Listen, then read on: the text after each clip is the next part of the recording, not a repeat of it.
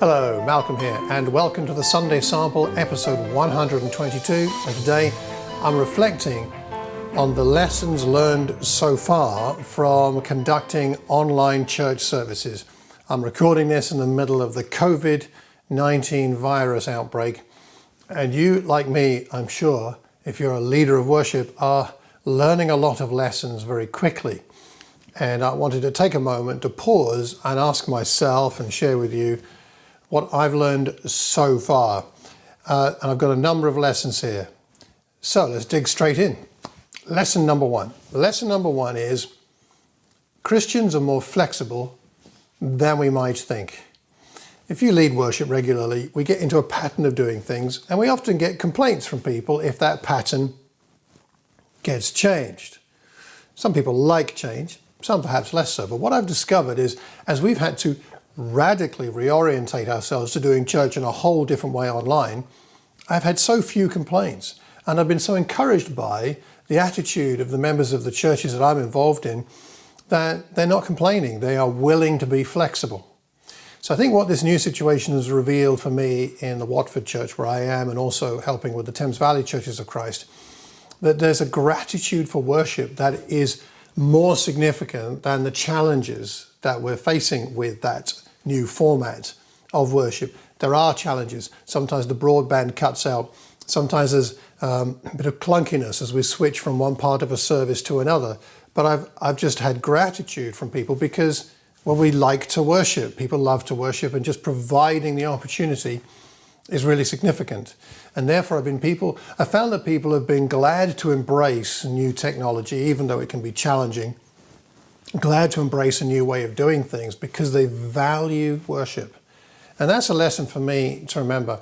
I've also been impressed with the mercy shown to me by church members as I have made mistakes with the technology, and as my learning hasn't quite caught up yet with what we're using in terms of platforms and various things like that. So thank you everybody for your mercy as we get used to this new technology, this new world. The patience shown by many people is very gratifying. So that's lesson number one. People are more flexible than you think. Lesson number two, maximizing bandwidth. Maximizing bandwidth. I'm going to be doing something this week where when I talk to people, I'm going to be asking people if they can to upgrade their broadband or upgrade their Wi-Fi. One of the lessons from the last few weeks has been that for some of us, it's not that much of a challenge. If you've got high-speed broadband, if you're well set up in your house for this, no big deal. But some people don't have that. And some people are stuck with whatever they have. I understand that. But I think where people have the capacity to upgrade their broadband, a phone call to whoever their provider is, or perhaps to upgrade their equipment, it's worth asking people who can do that and can afford to do that, if they can, to upgrade. It's an investment. If we're going to invest, we buy books, we buy Bibles, we buy various devices to listen to podcasts and watch things on.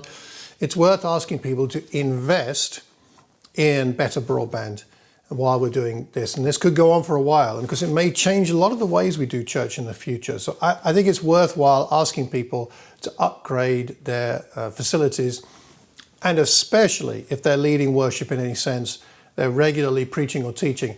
For a person listening to have things cut out for a moment is annoying, but if you're the speaker and yours cuts out or is buffering too much, that affects everybody. So upgrade where you can is lesson number two. Lesson number three, audio trumps video. The ear is more important than the eye. Now, the eye is important, talk about that in a moment, but the ear is more important. We've got to maximize the improvement in audio more than anything else. Now, I like keeping the video turned on. I think it's helpful that we can see each other, at least if we can't be with each other. We can hear each other, but if we can see each other on screen, that's really helpful in the fellowship and in the participation of corporate worship. So that's good. Physically seeing each other's faces, big help. Makes the fellowship feel a bit more real. But wherever bandwidth is an issue, then we need to prioritize audio over video. So let's not forget to remind people, you don't have to keep your video turned on. whether you're in Zoom or Google Meet or whatever you're using, keep it on if you can. But if it's compromising your ability to hear, then maybe turn off your video. That might help you. In connection with that, it's also well worth those who are doing speaking to invest in upgraded microphones. I've got a couple of USB microphones I plug in when I'm doing something live online. It improves the audio quality no end. And because if it improves the quality going in, that will improve the quality coming out the other end significantly. So I know it's quite hard to get hold of USB microphones and webcams at the moment because they've sold out, but they will be coming back in stock, I'm sure. And if you can, upgrade the audio going in and perhaps the audio coming out. Lesson number 4. Lesson number 4 is speakers need training. Those of us who speak online like this, we need training. We need to think a little bit differently, and we need to watch YouTube videos and get advice from other people as to how to do a good job with public speaking. It is different. It's not completely different, but it is different from speaking to a live congregation. I've recorded some things about that, which you can find on my YouTube channel. I've also watched other people talking about it on YouTube.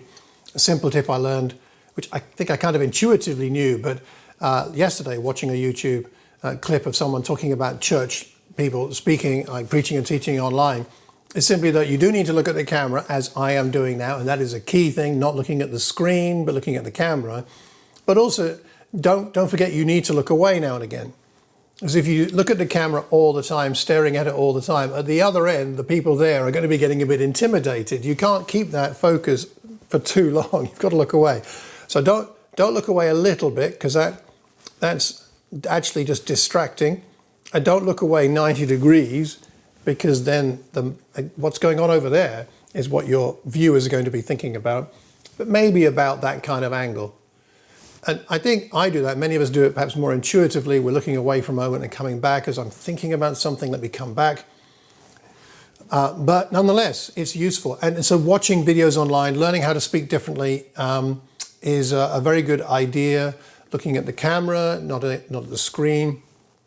And I would also suggest, if possible, if you are trying to listen to people commenting or speaking to you at the same time, try not to have bulky headphones. These big bulky headphones are a bit distracting because you don't look like a normal person anymore. Try to have a small microphone, or if you can get away with it, maybe don't have audio going into your own ear as you speak. It's just a lot more natural, less distracting, and connected with distractions. Let's have a neutral background. You'll see today I'm videoing in a different situation. I've come into our sort of dining area with these curtains behind me for a more neutral background, just to experiment to see what that actually looks like when I put the video out. But a less distracting background is helpful.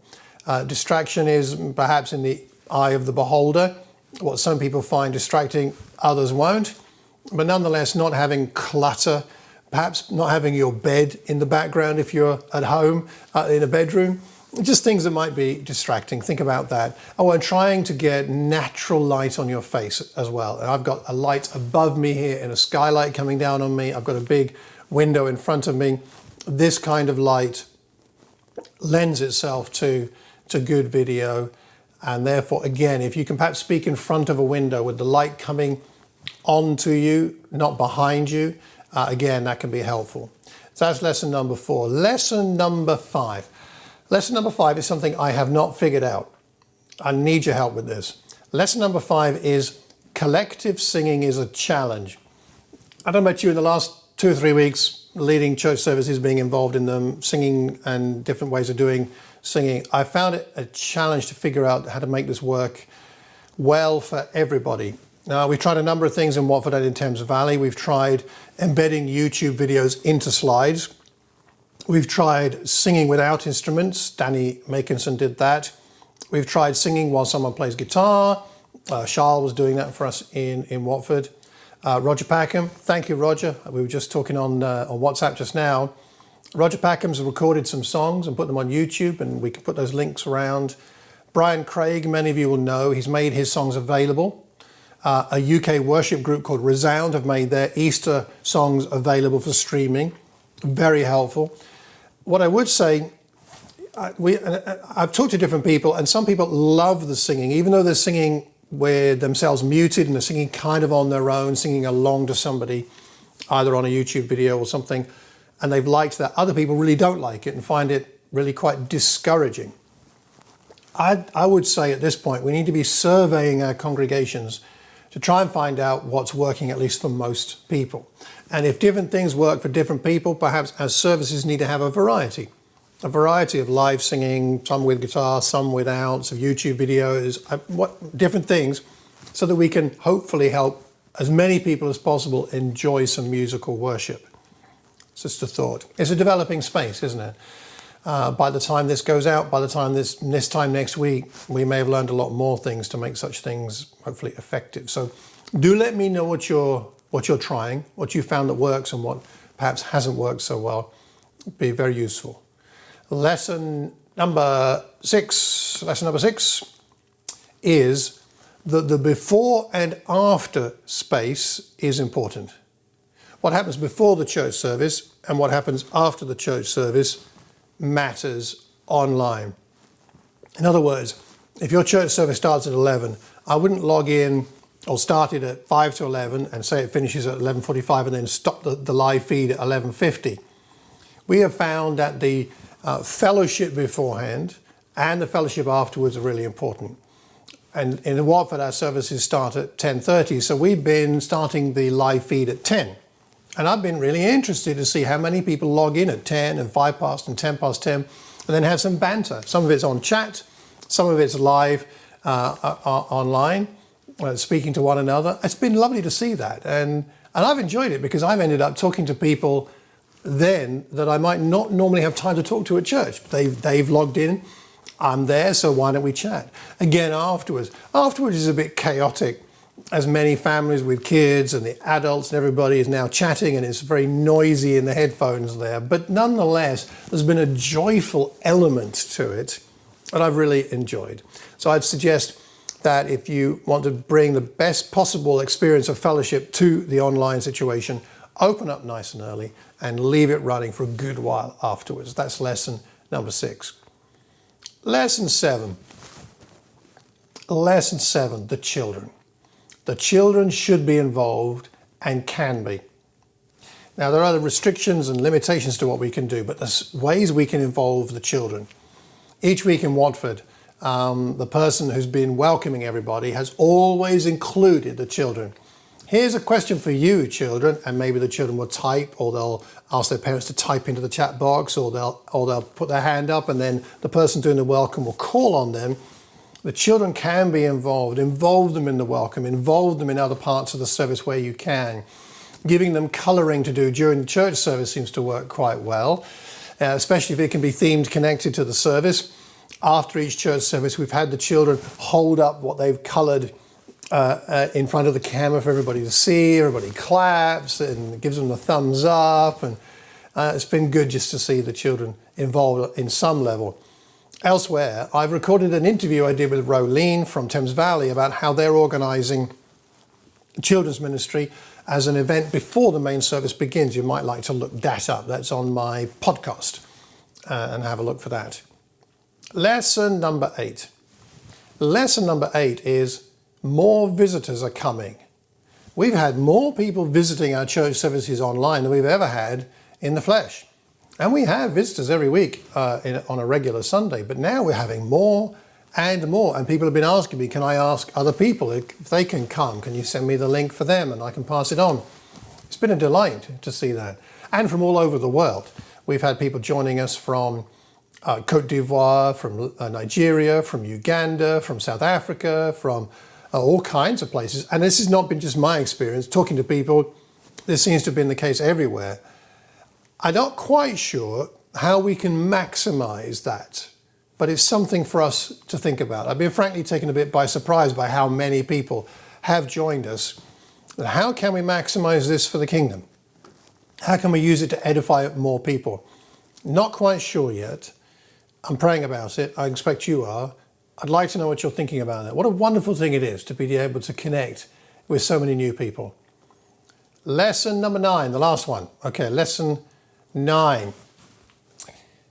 preaching and teaching can be just as effective online as in the flesh.